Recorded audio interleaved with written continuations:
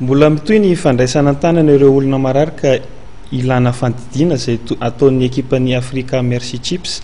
Isy ny fizaham-pahasalamana ho an'ireo olona marary maso manomboka ara-pitsoka hatramin'ny 7 volana janoary eny amin'ny Asiera Apefilo. Fanetetiana avy hatrany. Manodidina ny 700 ireo marary tao Toamasina ary 300 ireo marary teto Antananarivo izay nahazo fotoana avy amin'ny ekipan'ny Africa Merci Chips hiatrika fandidiana. Taoriny ny fizaham-pahasalamana natao ny volana novambra teo tany Toamasina sy ny volana desambra teo teto Antananarivo. Misy amin'izy ireo moa efa nandalo fandidiana ary mbola miandry ny fotoanany minazy. Raha iresaka indray kosa tsika ho an'ireo marary izay nahazo an'izay fitsaboana avy amin'ny Merci Chips izay, raha ho an'ny faritran'ny Toamasina sy ny manodidina dia eo amin'ny 700 raha ny olona izay nahazo an'izay fitsaboana izay. Ao anatin'ireo 700 ireo dia misy ny efa voadidy ary mahafinaritra ny milaza fa efa eo andala pahasitranana ireo olona izay efa vita fandidiana izay. Mbola isy moa ny ampisehoantsika an'izay sary mampiseho ny fahasitranan'ireo olona ireo. 700 iaho ny an'ny Toamasina, ny Antananarivo teo kosa indray raha tsy ahivina dia ny 15 volana desambra no natao izay fijerena marary teto Antananarivo dia tonga nanatona antsika ireo mpitsabo vahiny avy any Merci Chips ny 17 sy 18 volana desambra ka mahatratra marary 300 ny sitraka izay fitsaboana izay any amin'ny sambon'ny Toamasina. Ny hôpital Bio Toamasina no ajariana andraisana ireo marary miandry fandidiana sy ireo manao suivi aoriny ny fandidiana azy. Ny Merci Chips avokoa no miantoka amin'ny fandaniana rehetra, na ny fampandranoana na ny sakafo na ny fanafody sy ny fitaovana ilaina amin'ny fandidiana.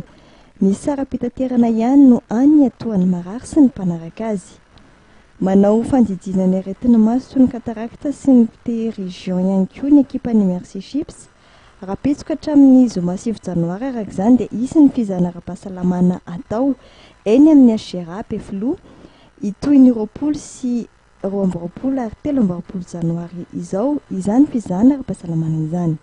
Ohatran'izay spécialité maro izay spécialité didin'ny Merci Chips izay dia mitsabo nify ihany koa ny Merci Chips ary manao mitsabo maso. Ka ho antsika eto Antananarivo dia ny 4 sy ny 7 volana janoary ho avy izao sy ny 20 hatramin'ny 17 volana janoary no ahatongavan'ireo Merci Chips ireo ao amin'ny Asiera anao izay fizahana katarakta sy pterygion izay.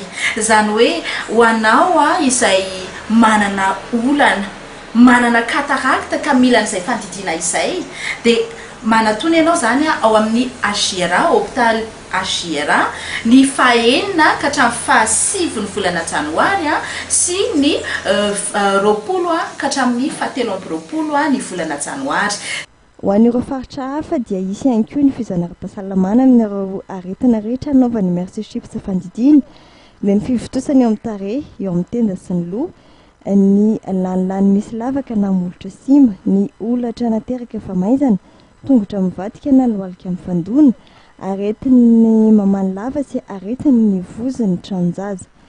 Ny an'ny saona ranovongo moa dia toterana amin'ny 20 sy 30 janoary izao ny fizahana ara-pahasalamana. Ny an'ny Fianareva Ista kosa dia ny 10 sy 11 janoary izao, ny an'ny Toliara dia ny 14 sy 15 janoary ary ao Majanga dia ny 20 sy 17 janoary. Marina moa afaran'ny 18 oktobra teo ny tonga tao Toamasina ilay sambo be ny Africa Merci Chips dia aritra 9 volana fijanonana eto Madagasikara. Olona maro avy amin'ny firenena 70 samihafa maneran-tany no miasa eo anivon'ity sambo lehibe ity ka ahitana mpitsabo, mpanampy sy ny maro hafa koa.